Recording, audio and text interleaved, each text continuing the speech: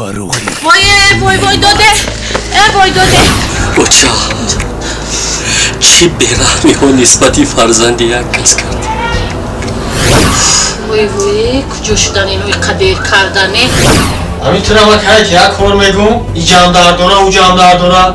ای راست خمانتت. دوستان عزیز خواهش می‌سازم پیش از تماشای فیلم در کانال پادپیساسیا کردن لایک و کامنتاری را فراموش نسازید. فیلمی کوتاهک خوش‌تومانی بعد که قسمت خوتیوی پیشنهاد شما می‌گردد اساس واقعی دارد. در حقیقت بعضا نفرهایی هستند که به قدر نفس‌هایی که خداوند برایشان عطا نموده است نمی‌رسند. بی‌رحمی‌های زیاد نسبت به فرزندی کس می‌سازند. این باعث می‌شود که زندگی ما خراب گردد. بیهوده نگفتن انگوش نکن رنجه به در کوفتنی کس تا کس نکند رنجه به در کوفتند مشت. اگر قصه جالب دارید خواهش می‌سازم حتما در ادمین نویسید. تماشای خوب نصیبتان باد.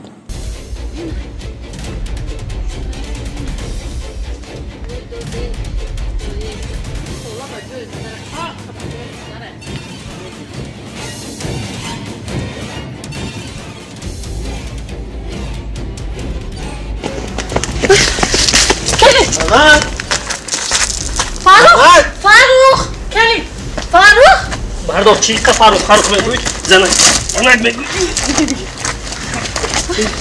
وای داده وای داده وای نقاطه راسته را خواست میدای وای. کشتامانان عزیز خواهش می‌سازم زندگی جایی نیست که همیشه همراهش بازی سازی. از این خاطر برای سوختن زندگی فرزندتان مساعده نسازید. من میدانم گناه یک طرفه نیست، کلین ها نیز گناهگارند، لیکن به هر حال شما وظیفه کلام بدن خود را اجرا سازید. وای کجا شدن اینوی قدیر کردنه. یک بار زنگم نمیزنن اون نمیگوین که او چی ما تلقه کف شد گرده کف شد. این ابی با زنگم میزنی او خیلی نمیبردورند.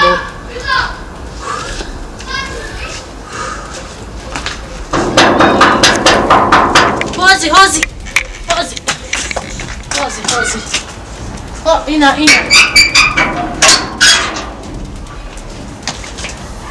کجا شدی بچه؟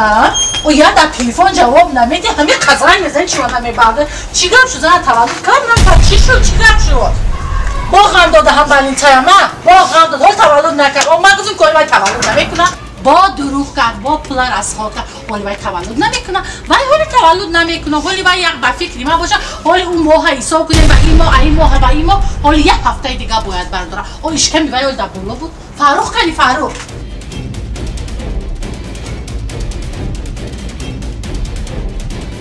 اوه تولد کرد. خدا با شکر چی کار مبارک شود. چی کار؟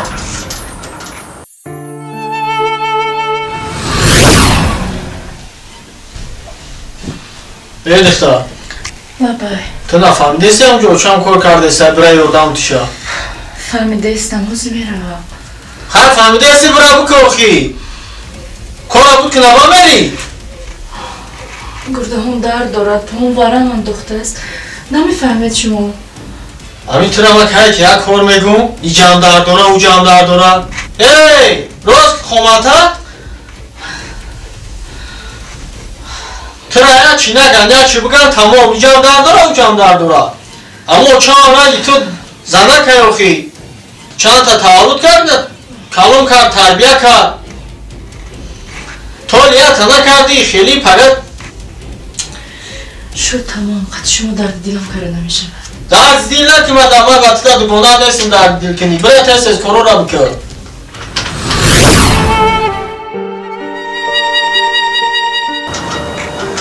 چی دیگه داره؟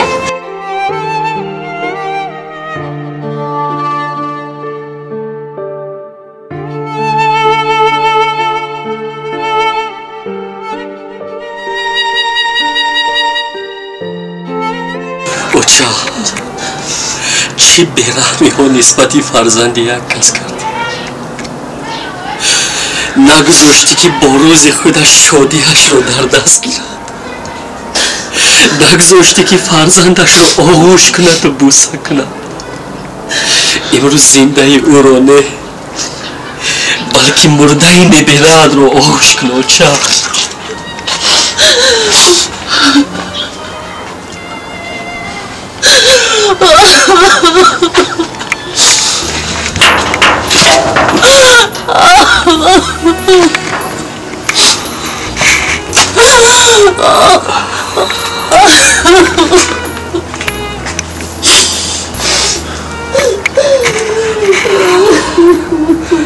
یک چیزی دیگر رو فراموش نکن اوچه جان.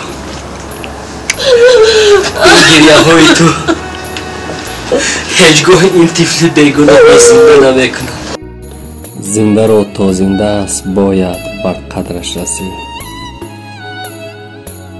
بعد مرگش در سری گورش گریستن ها چی سود؟ از این خاطر ما باید در زندگی به قدر یکدیگر رسیم. روز دیر می شود دیر. باور کنید داغ‌هایی که در دل یک کس می‌گذاریم آنها را برای تازه کردن یگان وقت فرصت نمی‌رسد. از این خاطر هر یک چیز را در وقت و ساعتش قدر سازید. باز تکرار میکنم مادران گرامی، خوش‌دامن‌های عزیز و مهربان، فرزندهای یاش را هر قدری میتوانید تربیت سازید، زیرا زندگی ارزش آن را ندارد که هر روز پراکنده شود و مال و محصولات نیست که هر روز از بازار خریده شود.